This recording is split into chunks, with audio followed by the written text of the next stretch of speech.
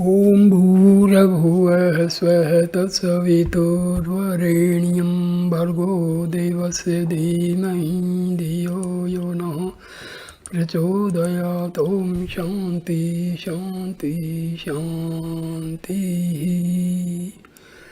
Namaste my dear friends, this is 11th video on Talks with Ramana Maharshi.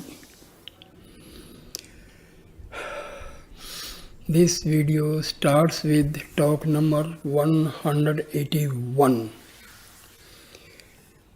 Devotee, yad gatvana nivartante tad dharma pramam mama.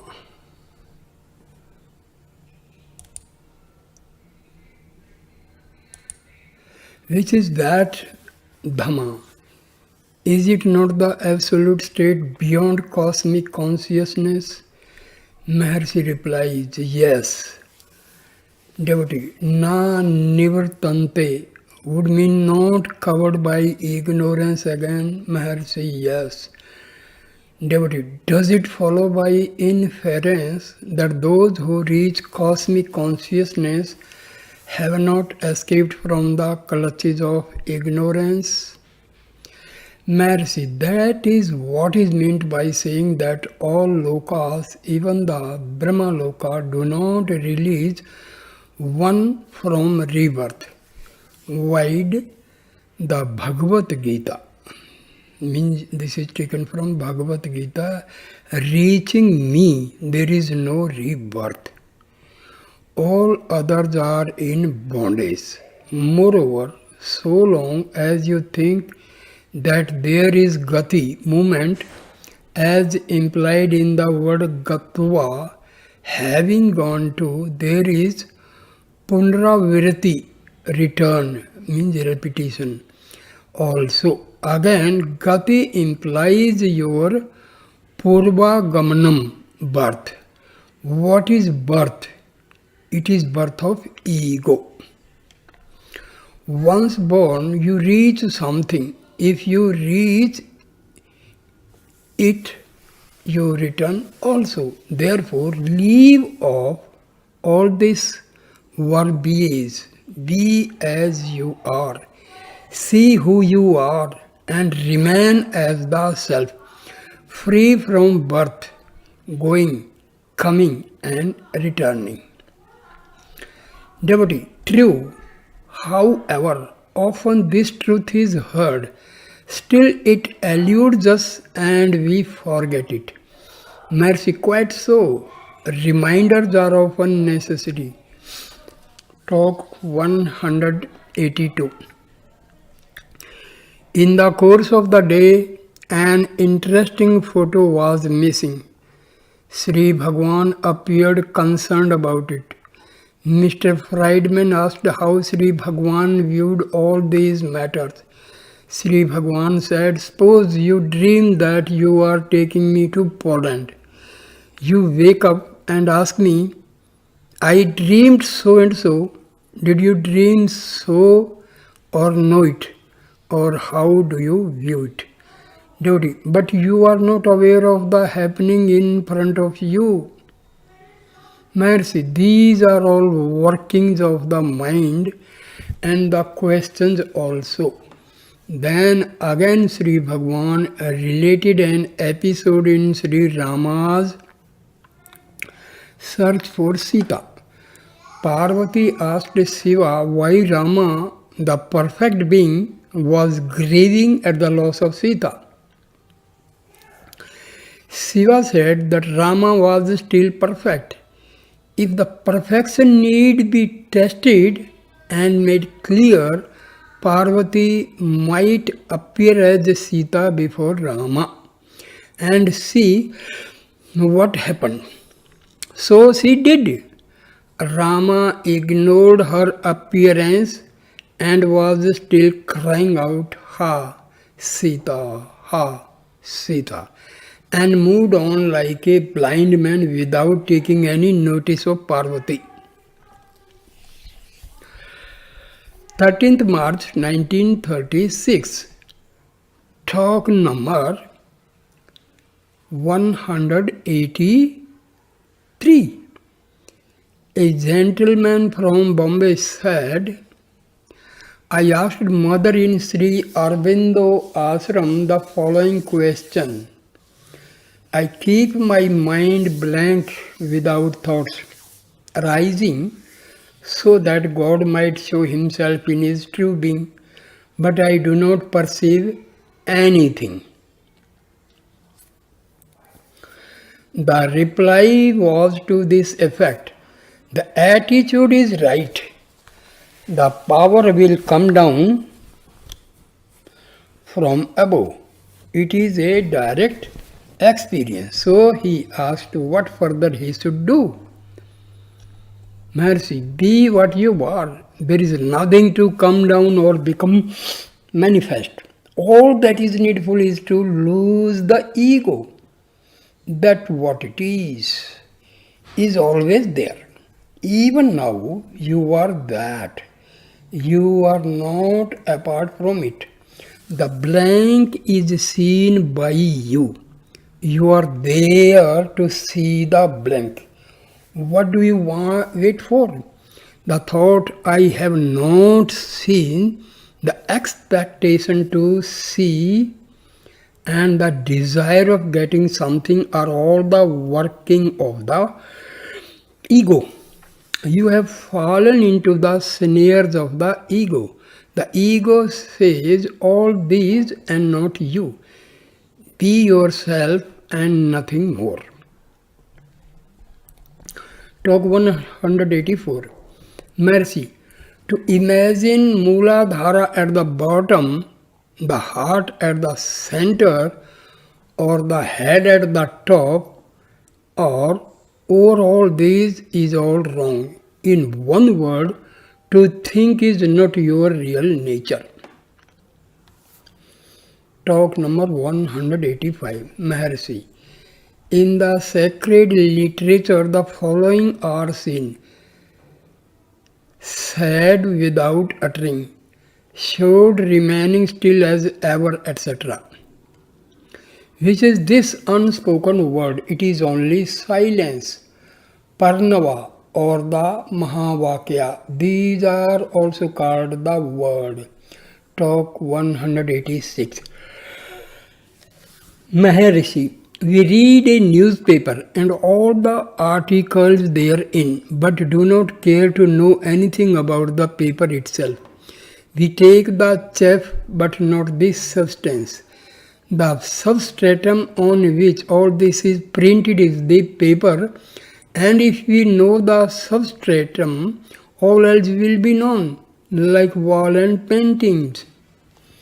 Devotee, you said the only one which exists is the real. What is that only one? Maharshi, the one only is the Sat, the existence that appears as the world, the things that we see and we ourselves. Devotee, what is Atma? Is there a finality for the Atma? Maharshi, first learn what is Atma. If we know this, then we can query as to whether it has a finality or not. Which do you call Atma? Devotee, Jiva is Atma. Maharshi, learn what Jiva is. What is the difference between Jiva and Atma? Is Jiva itself Atma, or is there any separate thing as Atma? There is an end for what you observe. That which is created has a destruction or end. That which is not created has no end. That which exists cannot be observed. It is unobservable. We must find out what it is that appears. The destruction of that which appears is the end. That which exists forever. That which newly appears is later lost. Devotee, what happens after birth in human form? What happens to the Jiva? Maharshi, let us know first what we are. We do not understand what we are, and until we know what we are, there is no room for such a question. Bhagwan obviously here refers to the confusion of body as Atma, Deh Atma Buddhi, which is the cause for this confusion of ideas of death and birth. For Atma has no birth or death. It is untainted by the elements of earth, fire, air, and water, etc. Gita, chapter 2, sloka 11. Asocayam anvo sochas tavam prajna vadamas ascha bhasse, etc. Meaning is, what is that had birth? Whom do you call a man? If, instead of seeking explanation for birth, death, and after death matters, the question is raised as to who and how you are now, these questions will not arise. You are the same while asleep, deep sleep, in dream and in waking state. Is the I thought Jiva or the body Jiva? Is this thought or nature? Or is the experience that we live, etc., our nature? Quotes the sloka from the Gita. Devotee, why is Atma Vichara necessary? Maharshi, if you do not make Atma Vichara, then Loka Vichara creeps in. That which is not is sought for, but not that which is obvious. When once you have found what you seek, Vichara, that is inquiry, also ceases, and you rest in it. As long as one is confusing the body with the Atma, Atma is said to be lost and one is said to seek for it. But the Atma itself is never lost. It always exists. A body is said to be Atma, an Indriya is said to be Atma, then there is the Jivatma and Paramatma and what not. There are 1,001 things called Atma. The search for Atma is to know that which is really Atma. This is a very, very important point. When Atma is present in the human body and it exists with prana, so this Atma present in the body with coexist with prana, so we call it Jiva. So Atma and Paramatma is same. Atma does not depend upon anything, it is self-independent. And here Jivatma, what we call the Atma, when it is embodied in the body, we call this Atma as Jivatma. So we have to be careful. We should not mix Jivatma and Atma. Samadhi, Kevala and Sahaja. So this is to be explained by Maharshi.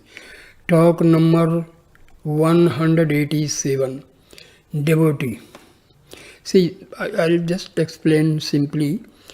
When ego, vasanas and mind are destroyed, so there is pure and real Atma. This state is called superconscious state or samadhi. Now, talk number 187. Devotee.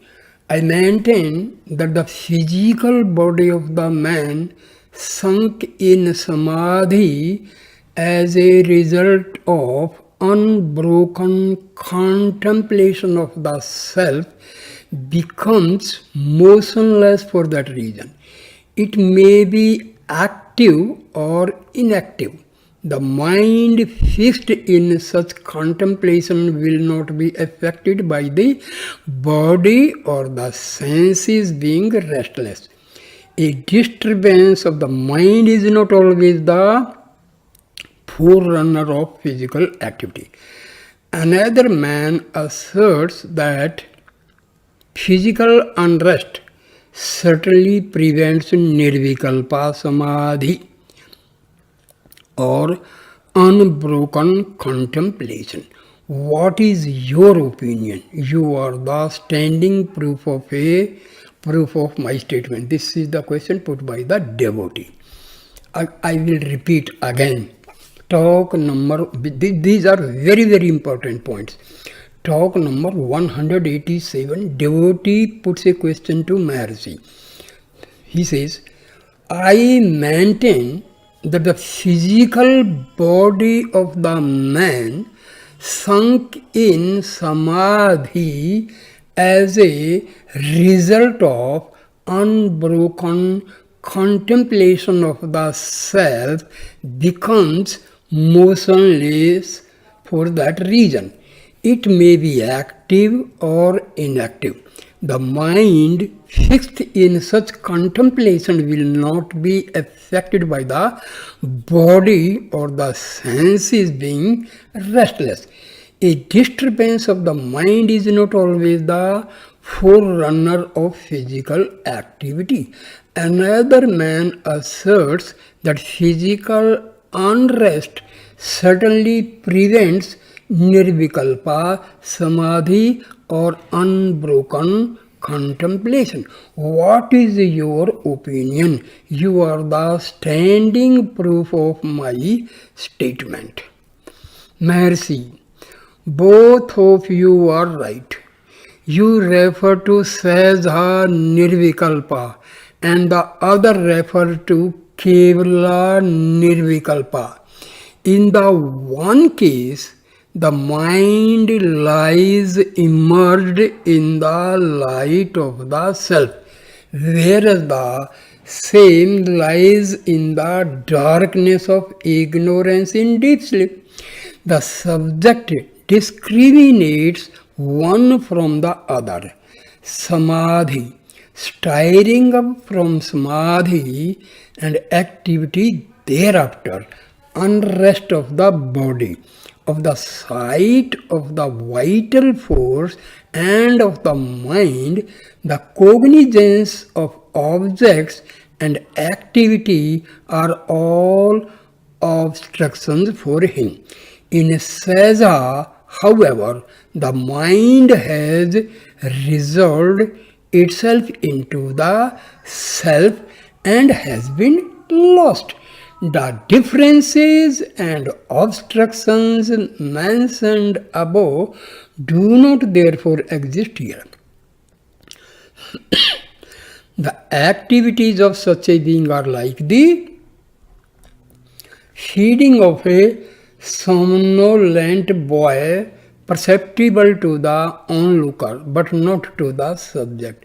The driver sleeping on his moving cart is not aware of the motion of the cart because his mind is sunk in darkness. Similarly, the Sahaja Jnani remains unaware of his bodily activities because his mind is dead, having been resolved in the ecstasy of Chit Ananda. What is that Chit Ananda? Self, Atma. The two words contemplation and samadhi have been used loosely in the question. Contemplation is a forced mental process, whereas samadhi lies beyond effort. When mind comes into picture, because what is contemplation? Thinking about some object, some points. So here mind comes into the picture. And when mind is completely out of picture, that is only Sahaja Samadhi. So here comparison is made, that is sleep, Kevala and Sahaja. In sleep, mind is alive. In Kevala, mind is alive. In Sahaja, mind is dead. Second point, in sleep, mind sunk in oblivion. In Kevala, sunk in light, mind is sunk in light. And in Sahaja, mind is resolved into the self. That is, it has merged into the self. Now, in Kevala, third point, like a bucket with the rope left lying in the water in a well. In Sahaja, third point, like a river discharged into the ocean and its identity lost. Fourth, to be drawn out by the other end of the rope. Fourth, a river cannot be redirected from the ocean. That means in Sahaja Samadhi, simple thing, mind is completely lost. That Samadhi is known as Sahaja Samadhi. When mind is not completely dead and there is mind in the picture, that time the Samadhi is there, but that Samadhi is called Kevala Samadhi, Savikalpa Samadhi or Kevala Samadhi. And when there is no thought, no mind, no contemplation, that is the Sahaja Samadhi, when mind is completely lost, ego is completely destroyed. So in real Samadhi is Sahaja Samadhi, when there is no ego, no vasana, no mind, no thought, no contemplation. And when these things are present, that is Savikalpa Samadhi. Talk number 188. The essence of mind is only awareness or consciousness. When the ego, however, dominates it, it functions as the reasoning, thinking, or sensing faculty. The cosmic mind, being not limited by the ego, has nothing separate from itself and is therefore only aware. This is what the Bible means by I am that I am. The ego-ridden mind has its strength sapped and is too weak to resist the torturing thoughts. The egoless mind is happy in deep, dreamless sleep. Clearly, therefore, bliss and misery are only modes of mind. But the weak mode is not easily interchangeable with the strong mode. Activity is weakness and consequently miserable. Passivity is strength and therefore blissful. The dormant strength is not apparent and therefore not availed of. Talk number 189. Mr. M. Oliver Lacombe, a middle-aged Frenchman who was on a visit to India, being delegated by the Institute of Indian Civilization of the University of Paris, came here from French India. Among others, he had desired to meet Maharshi. He came and stayed here about 3 hours. He had read in the Sanskrit original the Bhagavad Gita, the Upanishads, and the Sutras with commentaries by Sri Shankara and Ramanuja. He asked, is Maharishi's teaching the same as Shankara's? Maharishi's teaching is only an expression of his own experience and realization. Others find that it tallies with Sri Shankara's. Devotee, quite so. Can it be put in other ways to express the same realization? Maharshi. A realized person will use his own language. Sri Bhagwan added, silence is the best language. What is silence? Let us visualize. When mind is dead, the state of thoughtlessness is silence. People think that not talking with the mouth is known as silence. No. The state of thoughtlessness, when thoughts do not rise from the Atma, this state is known as silence. So we should be very clear. Devotee, what does Maharshi say about Hatha Yoga or Tantric practices? Maharshi does not criticize any of the existing methods. All are good for the purification of the mind, because the purified mind alone is capable of grasping his method and sticking to its practice. What is the method of Maharshi? Self-inquiry. Inquiry about the ego. What is ego? Where from it rises? So when we say who am I, here who is the query, who am is existence, I is here ego. So when we contemplate on who am I, the question is raised to the existence of this ego. What is ego? Where from it rises? So that is the most important question. Who am I means ego is questioned. What you are, where from you have risen. So this who am I is a very, very good method, because slowly and steadily it weakens the mind and ego. And finally both mind and ego are destroyed and person reaches the stage of self-realization. Devotee, which is the best of the different yogas, karma, jnana, bhakti or hatha? Maharshi, see stanza 10 of Upadesa Sara. To remain in the self amounts to all these in their highest sense. Maharshi added, in dreamless sleep, there is no world, no ego, no unhappiness.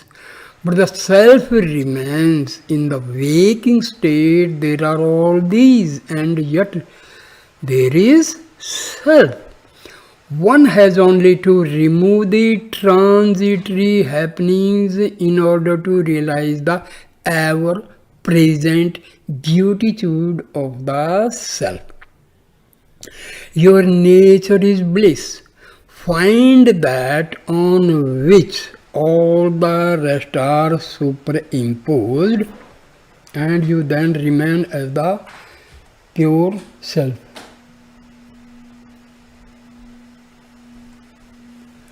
Devotee. Yes, it amounts to the removal of alien limitations for discovering the ever present self. That is what Sankara says. There is no attainment or loss. Mercy, quite so. Aside, he understands. Devotee, how is work to be done ordinarily for an aspirant? Mercy, without self identification with the actor. For instance, did you intend visiting this place while in Paris? Devotee, no. Mercy, you see how you are acting without your intention to do so. The Gita says that a man cannot remain without acting. The purpose of one's birth will be fulfilled whether you will it or not.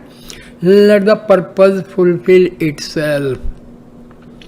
Devotee, why are there so many methods mentioned? For instance, Sri Ramakrishna says that bhakti is the best means for salvation. Mercy, it is according to the standpoint of the aspirant. You have studied the Gita. Sri Krishna said, there was never a time when I and you and these kings were not, nor will they not be in future. That which is unreal never exists, but that which is real never disappears. All that ever was, even now is, and will ever be. Again, I taught this truth to Aditya. He taught it to Manu. Krishna says these things. Manu, etc. Arjuna asked, how can it be? You were born some years back and only recently. How could you have taught Aditya? Sri Krishna answered, yes, we have had several births in the past. I know mine, whereas you do not know yours. I tell you what happened in those past births. Look, that Krishna who began saying there was not I, nor were you, nor these kings, says now that he had several births before. Krishna does not contradict himself, though it looks like it. He conforms to the outlook of Arjuna and speaks to him from his level. There is a parallel passage in the Bible where Jesus says, before Abraham was, I am. The teachings of the sages are suited to the time, place, people and other surroundings. The visitor said he was leaving with regret. Maharshi smilingly interrupted, there is no leaving or returning. The Frenchman at once said, he has transcended time and space. He returned to Pondicherry. Talk number 190. There is a pet squirrel in the hall, which usually, this is 30th May 1936. Talk number 190. There is a pet squirrel in the hall which usually retires into its cage before nightfall. Just as Maharshi was telling it to retire for the night, a visitor who had announced that he had attained the transcendent consciousness suggested that water might be offered to it since it was likely to be thirsty on this hot evening. His presumption to understand animals evoked no response. He repeated it. After a few minutes' silence, Maharshi said, "You are probably thirsty after your long meditation in the hot sun on the hotter rocks, and you would like to drink a jug of water." Devotee, quite so, I have taken water. Mercy, the squirrel is not so thirsty because you were practicing austerities in the heat of the sun. You should feel thirsty. Why prescribe it for the squirrel? Mercy added, I noticed him standing on the hot rocks facing the sun with eyes closed. I stood there for a while but did not want to disturb him and came away. These people do as they please. Devotee, what I did not intend beforehand. It was spontaneous. Mercy, oh, I see. Whatever we others do, we do with intention. You seem to have transcended all. Devotee, this is not the first time I did so. You yourself inspire me and make me to do all these things. Yet you ask me why I did it. How is it? Mercy, I see. You are doing actions being controlled by me. Then the fruits also should be considered similarly to be mine and not yours. Devotee, so they are undoubtedly.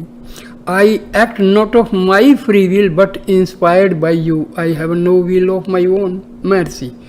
Enough of this rubbish. So did Duryodhana of old in the Mahabharata say. Janami dharmam nacha me parvavartihi. Janam ya dharmam नाचामी निर्वृत्ति केनपि देवना हृदय सिद्धतेना यथा नियुक्तो समित्था करोमि. What is the difference between you and two? Devotee, I see no difference, but I have no will and act without it. Mercy. You have risen high above the common run. We others are acting with personal will. Devotee, how, sir? You have said in one of your works that action can be automatic. Mercy, enough.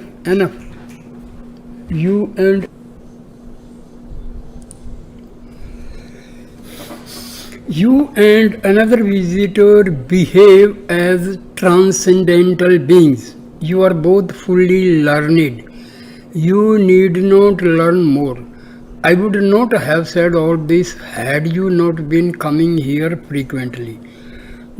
Do as you please. But these eccentricities of the beginner's stage will become known in their true light after some time.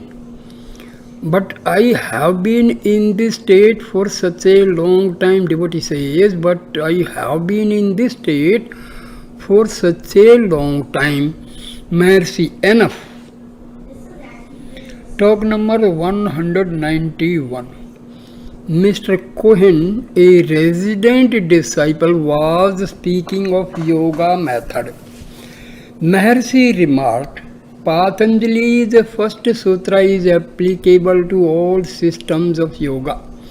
The aim is the cessation of mental activities. The methods differ so long as there is effort made towards that goal. It is called yoga. The effort is the yoga. The cessation can be brought about in so many ways. Number 1, by examining the mind itself. When the mind is examined, its activities cease automatically. This is the method of jnana. The pure mind is the self. Second, looking for the source of the mind is another method. The source may be said to be God or self or consciousness. Third, concentrating upon one thought make all other thoughts disappear. Finally, that thought also disappears. And fourth is Hatha Yoga. All methods are one and the same inasmuch as they all tend to the same goal. It is necessary to be aware while controlling thoughts, otherwise, it will lead to sleep. That awareness, the chief factor, is indicated by the fact of Patanjali emphasizing pratyahara, dharana, dhyana, samadhi even after pranayama. Pranayama makes the mind steady and suppresses thoughts. Then why dwell further? Because awareness then is the one necessary factor. Such states can be imitated by taking morphia, chloroform, etc. They do not lead to moksha because they lack awareness. 3rd June 1936. Talk number 192. Maharshi explained in the course of conversation, whoever desires liberation, everyone wants only happiness. Happiness too is found in the enjoyment of the senses. This question was asked of a guru, and the latter answered, quite so.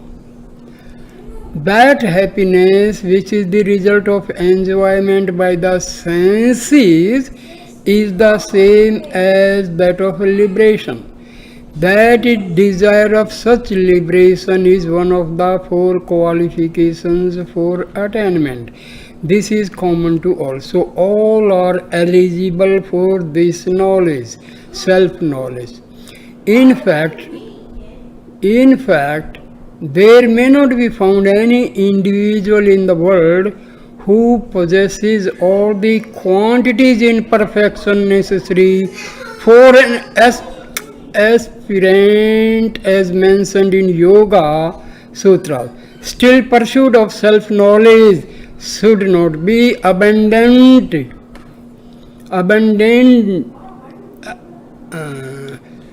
Self-knowledge should not be abandoned.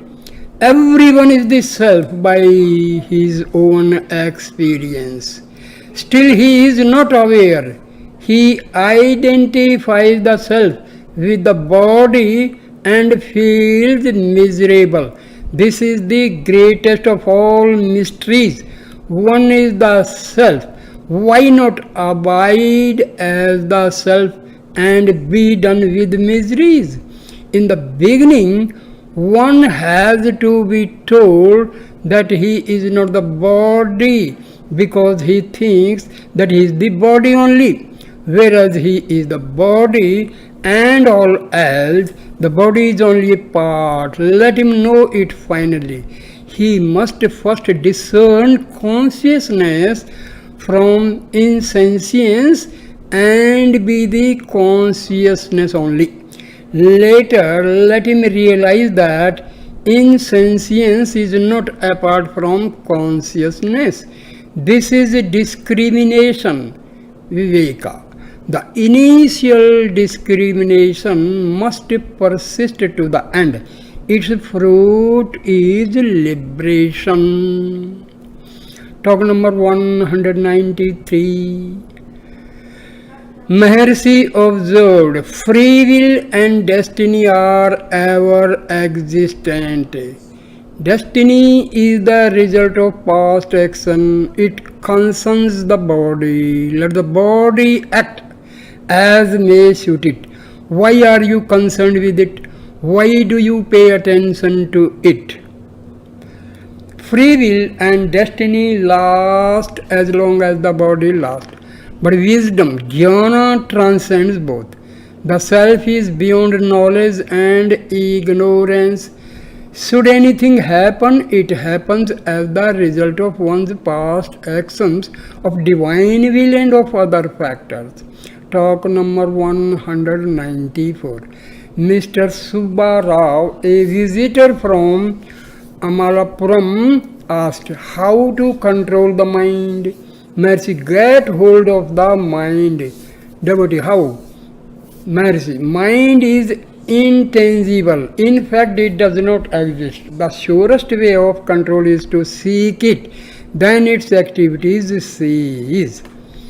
6th June 1936. Talk number 195. Mr. Jharka, a gentleman from the University of Banaras, holding the MA and the MSc degrees, said that he was stricken with grief due to bereavement of wife and children. He sought peace of mind and asked how to get it. Maharshi, it is in the mind that birth and death, pleasure and pain, in short, the world and ego exist. If the mind is destroyed, all these are destroyed too. Note that it should not be annihilated, not just made latent. For the mind is dormant in sleep, it does not know anything. Still, on waking up, you are as you were before. There is no end of grief. But if the mind be destroyed, the grief will have no background and will disappear along with the mind. Devotee, how to destroy the mind? Maharshi, seek the mind. On being sought, it will disappear. Devotee, I do not understand. Maharshi, the mind is only a bundle of thoughts. The thoughts arise because there is the thinker. The thinker is the ego. The ego, if sought, will vanish automatically. The ego and the mind are the same. The ego is the root thought from which all other thoughts arise. Devotee, how to seek the mind? Maharshi, drive within. You are now aware that the mind rises from within. So sink within and seek. Devotee, I do not yet understand how it is to be done. Maharshi, you are practicing breath control. Mechanical breath control will not lead one to the goal. It is only an aid. While doing it mechanically, take care to be alert in mind and remember the I thought and seek its source. Then you will find that where breath sinks, there I thought arises. They sink and rise together. The I thought also will sink along with the breath. Simultaneously, another luminous and infinite I will become manifest, which will be continuous and unbroken.